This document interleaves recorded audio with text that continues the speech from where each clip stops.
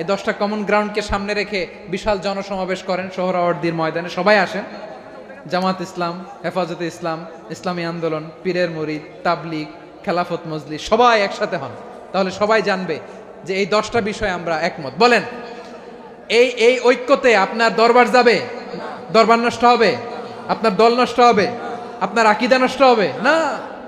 আমার মাথার তাজ সম্মানিত ওলামায়ে একরাম, এই 10টা কমন গ্রাউন্ডে যদি এক হন, আপনার আকীদা নষ্ট হবে। আপনার আকীদা আপনার, আমার আকীদা আমার, আপনার দল আপনার, আমার দল আমার, আপনার পলিসি আপনার, আমার পলিসি আমার, কারো কিছু নষ্ট হবে না। কিন্তু যে বিষয়ে আমরা সবাই একমত, এরকম 10টা মৌলিক পয়েন্টে আমরা একমত হতে চাই কি চাই না? এতে কারো কোনো লস নাই, কারো কোনো ছাড়ও দেয়া লাগবে না, কারো দরবারও যাবে না, কারো দলও নষ্ট হবে না, কারো আকীদাও নষ্ট হবে না। আমার আকীদা আমার, আমার দল আমার, আমার সব ঠিক আছে। শুধু এই বিষয়ে আমি একমত, তুমি একমত, তুমিও একমত, তো আমরা সবাই একসাথে বসে জানান দেই যে এগুলোতে আমরা একমত। শোডাউন করি। বাংলাদেশের যে কোনো মহাসমাবেশকে সেই দিনের মহাসমাবেশ ছাড়িয়ে যাবে। চিল্লায় বলো ঠিক কিনা? এরপর জেলায় জেলায় বিভাগীয় আপনারা ওয়ার্কশপ করেন, সেমিনার করেন, আইস ব্রেকিং প্রোগ্রাম করেন। এইভাবে আমাদেরকে আগাতে হবে।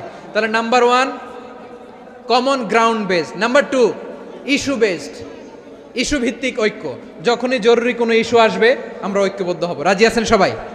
সবাই রাজি আছেন? আল্লাহ তাআলা আমাদের সবাইকে ঐক্যবদ্ধ জীবন ধারণের তৌফিক দান করুক। আমরা পড়ি আমিন। আমরা যদি বিচ্ছিন্ন হই, একে অপরের যদি মারামারি করি, একজন যদি আরেকজনের কাফের ফতোয়া দেয়, আমাদের কি ক্ষতি? শুনবেন? কথা কয় না, শুনবেন? 1 নাম্বার ক্ষতি হচ্ছে, আমরা যদি বিচ্ছিন্ন হই আমাদের শক্তি কমে যাবে, আমাদের পাওয়ার আমরা হারাবো। আমাদের কি হারাবো? পাওয়ার। মনে রাখবেন, যখন আমি একা থাকি তখন আমি ব্যক্তি, যখন আমরা সবাই মিলি তখন আমরা শক্তি। এই শক্তি নিয়ে আমাদের সামনে এগিয়ে যাওয়ার দরকার আছে না নাই? তাহলে আমরা যদি নিজেরা বিরোধে লিপ্ত হই, আমাদের ক্ষমতা, পাওয়ার ছুটে যাবে। আমরা এই পাওয়ার হারাতে চাই না, ঠিক কিনা বলেন? রব্বুল আলামিন ঠিক তাই বললেন। রব্বুল আলামিন বললেন, খবরদার, ওয়াতিউল্লাহ ওয়া রাসূলাহু ওয়া লা তানাযাউ ফাতাফশালু ওয়া তাযহাবা রিহুকুম ওয়াসবিরু ইন্নাল্লাহা মা'আস সাবিরিন। আল্লাহর আনুগত্য করো, নবীর আনুগত্য করো, কিন্তু খবরদার নিজেরা বিরোধে লিপ্ত হয়ো না, নিজেরা মারামারি করো না, তাহলে তোমাদের শক্তি কমায় দিবে কে? ফাতাফশালু, তোমরা সাহস হারাবা, ওয়া তাযহাবা রিহুকুম, তোমাদের শক্তি কমে যাবে, পাওয়ার কমে যাবে।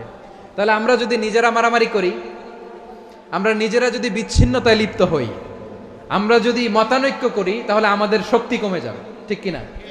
আমরা শক্তি কমাবো। আচ্ছা, ছোট্ট একটা বাঁশের কঞ্চি যদি আপনারা দেয়, পায়ের মধ্যে ধাক্কা দিয়ে ভাঙতে পারবেন না?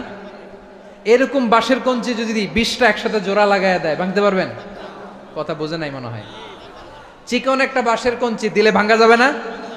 এরকম চিকনই 20টা বাঁশের কঞ্চি একসাথে লাগাই দিলে ভাঙতে পারবেন? কারণ যখন আমি একা থাকি তখন আমি ব্যক্তি, যখন আমরা সবাই মিলি তখন আমরা শক্তি। আর কখনো কাউরে কাফের বলে গালি দিবেন? তুই জাহান্নামী বলবেন? ঝগড়া লাগলে লাগাই দিবেন? তাহলে কি করবেন? মিলায় দিব। আওয়াজ করে বলেন, কি করব? প্রিয় ভাইরা, এই বিরোধ গত 50 বছর তো আমরা দেখেছি।